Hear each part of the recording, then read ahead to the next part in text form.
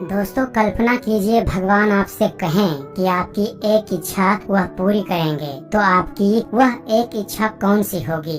हो सकता है आप सर्वशक्तिशाली होने की ख्वाहिश रखें। हो सकता है आप चाहें कि आपके पास बहुत ज्यादा सोना चांदी हो जाए। यह भी हो सकता है कि आप सुंदर स्त्रियों की कामना करें। लेकिन एक ऐसे राजा भी थे फ्रेंड्स, जब उनसे पूछा गया कि उन्हें क्या दिया जा सकता है, तब उन्होंने कहा कि मैं सोना चाहता हूँ, बहुत अधिक सोना चाहता हूँ, क्योंकि मैं थक गया हूँ। उनके यह बात बोलने के पीछे एक बहुत ही रोचक घटना है। चलिए फ्रेंड्स, आज के अपने इस वीडियो में हम आपको उसी घटना के बारे में जानकारी देते हैं।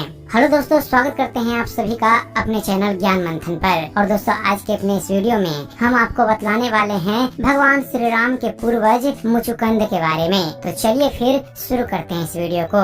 दोस्तों, मुचुकुंद जी भगवान श्री राम के उन पूर्वजों में से एक हैं, जिन्होंने देवताओं की सहायता की थी असुरों के खिलाफ जीत प्राप्त करने में। मुचुकुंद जी मंधाता के पुत्र थे, वही मंधाता जिनकी मृत्यु लवणासुर के हाथों हुई थी। बात उस समय की है जब असुरों और देवताओं के बीच में युद्ध छिड़ा हुआ था। जब देवता हारने लगे, तब उन्होंने राजा मुचुकुंद जी को अपनी तरफ से युद्ध लड़ने के लिए आमंत्रित किया। मुचुकुंद जी ने यह आमंत्रण सहज स्वीकार किया और देवताओं की तरफ से असुरों के खिलाफ युद्ध करने के लिए चले गए। कई वर्षों तक घनघोर युद्ध हुआ। मुचुकुंद ने अपना पराक्रम दिखाया और देवताओं को इस युद्ध में विजय दिलवाई। जब देवता जीत चुके थे, तब मुचुकुंद जी ने घर जाने की आज्ञा मांगी। इस बात पर देवेंद्र ने बताया कि यह युद्ध कई युगों तक चला है, जिसके कारण पृथ्वी पर आपका कोई भी वंशज नहीं बचा है। जब मुचुकुंद जी को यह बात पता लगी, तो उन्हें इस बात का बहुत ज्यादा दुख हुआ।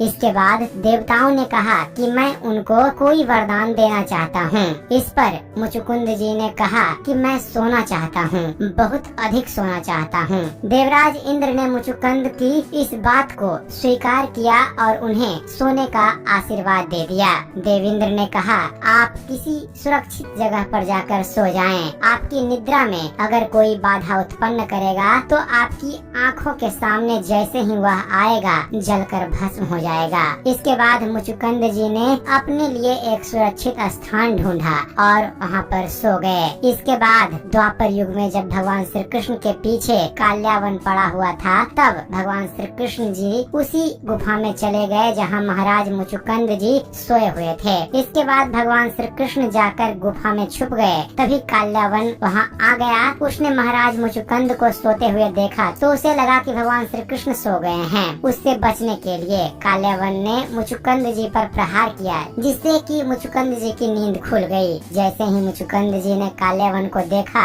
तो वह जलकर भस्म हो गया। इसके बाद भगवान श्री कृष्ण जी मुचुकुंद जी के सामने आए और उन्हें सारी बात विस्तार में बताई, जिसके बाद